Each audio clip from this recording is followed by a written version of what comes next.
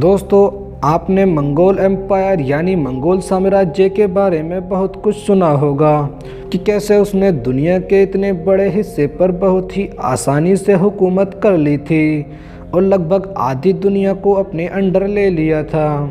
और कितनी बड़ी सल्तनत थी, ये सब बातें तो आपने सुनी होंगी, लेकिन शायद ही सुना होगा कि इतनी बड़ी सल्तनत जिससे कि पूरी दुनिया भी नहीं टकराती थी, वो सल्तनत अचानक कुछ ही सालों में ख़त्म कैसे हो गई थी। आखिर इतनी बड़ी सल्तनत को ख़त्म किसने कर दिया था?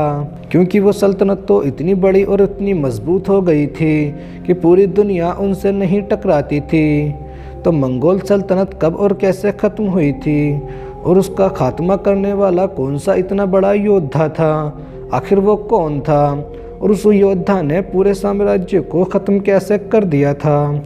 आज की इस वीडियो में कंप्लीट डिटेल्स में हम बात करने वाले हैं, तो आज की इस वीडियो को लास्ट तक ज़रूर देखना। और अगर आपको ये वीडियो पसंद आए तो लाइक ज़रूर कर देना।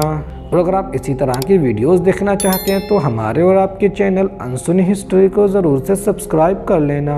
दोस्तों, मंगोल सल्तनत कैसे लगभग आधी दुनिया पर फैल गई थी, वो कैसे इतनी मजबूत हो गई थी और उसने कैसे पूरी दुनिया में तबाही मचा दी थी, कैसे इन्होंने कत्लेआम मचा दिया था, इन्होंने कैसे पूरी दुनिया में तबाही मचा दी थी। हम इस पर एक वीडियो ऑलरेडी बना चुके हैं, जिसकी लिंक आपको वीडियो के डिस्क्रिप्शन में मिल जाएगी। दोस्तों, 1227 ईस्वी में चंगेज़ खान की मौत के बाद मंगोल हद से ज़्यादा मजबूत हो गए थे। हालांकि उसके दौर में भी मजबूत थे और वो एक बहुत ही बड़े हिस्से पर फैल चुके थे। उसकी मौत के बाद 1229 में उखदाई खान ने इसकी सल्तनत संभाल ली थी और उसके कुछ सालों बाद ही मंगोल सल्तनत अपने दौर के सबसे बड़े हिस्से पर फैल चुकी थी। सन 1260 के आसपास मंगोल सल्तनत पूरी दुनिया के लगभग 22% हिस्से पर अपनी हुकूमत करने में कामयाब हो गई थी। दोस्तों, चंगेज़ खान के दौर में अक्सर जहाँ भी इनकी फ़ौज हमला करती थी उसमें धर्म जैसी कोई चीज़ नहीं देखा करती थी और चारों तरफ को अपनी सल्तनत बढ़ा रही थी।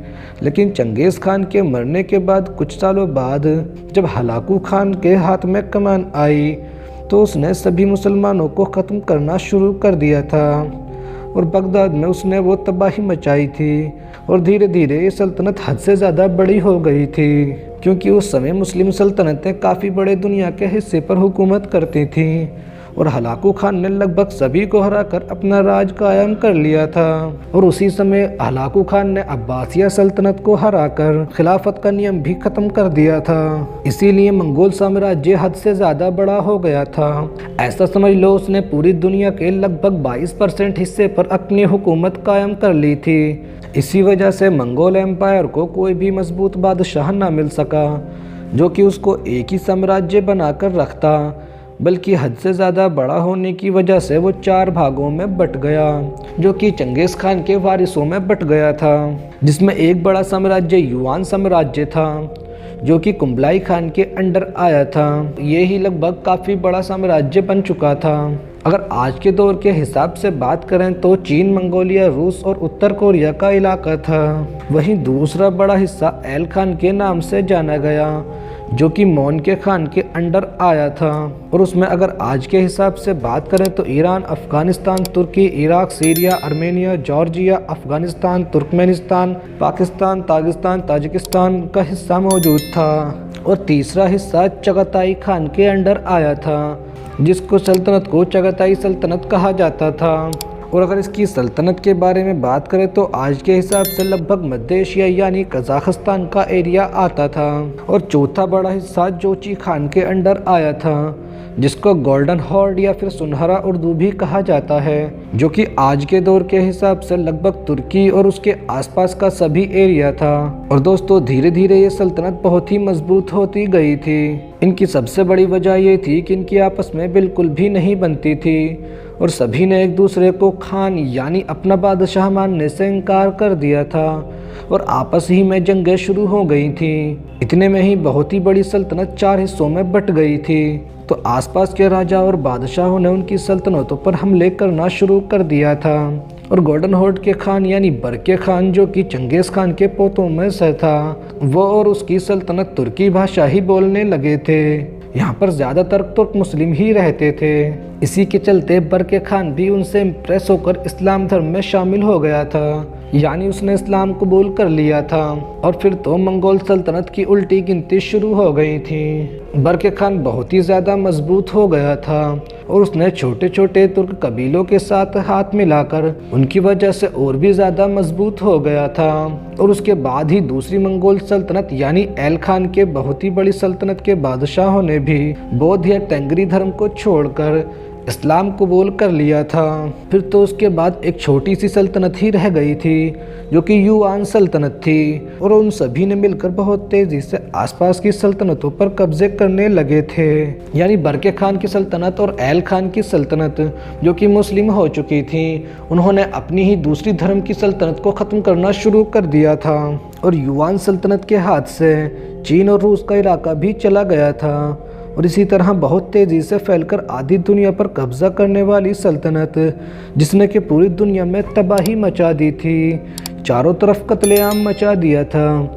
इतिहासकारों का मानना है कि पूरी दुनिया को उससे पहले और उसके बाद आज तक कभी भी इतना नुकसान किसी भी बीमारी या किसी भी राजा या महाराजा या फिर किसी सल्तनत ने नहीं पहुंचाया था, जितना कि इन्होंने बहुत ही कम समय में पहुंचा दिया था। और इसी तरह लगभग आधी दुनिया पर कब्जा करने वाली मंगोल सल्तनत कुछ ही सालों में ख़त्म होकर रह गई थी।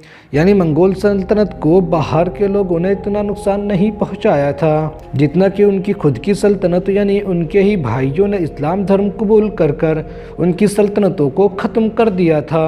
और अगर मंगोल सल्तनत को ख़त्म करने में किसी का सबसे बड़ा हाथ था तो वो बरके खान का हाथ था। अगर आप जानना चाहते हैं बरके खान कौन था, उसने ये सब कैसे कर दिया था, आखिर वो इतना मजबूत कैसे हो गया था, तो कमेंट करके ज़रूर बताना।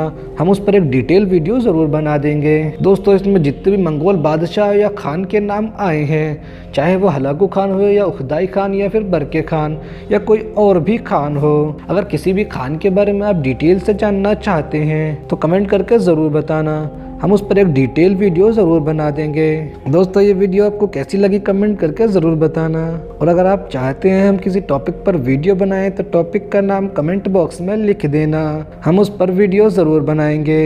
अगर आपको वीडियो पसंद आई तो लाइक करके हमारे और आपके चैनल अनसुनी हिस्ट्री को ज़रूर से सब्सक्राइब कर लेना और साथ ही में घंटी वाले बटन को दबाकर ऑल पर भी क्लिक कर देना और अपने सभी दोस्तों के साथ ज़रूर से शेयर कर देना ताकि अनसुनी हिस्ट्री से जुड़ी वीडियो आपको इस चैनल पर मिलती रहे।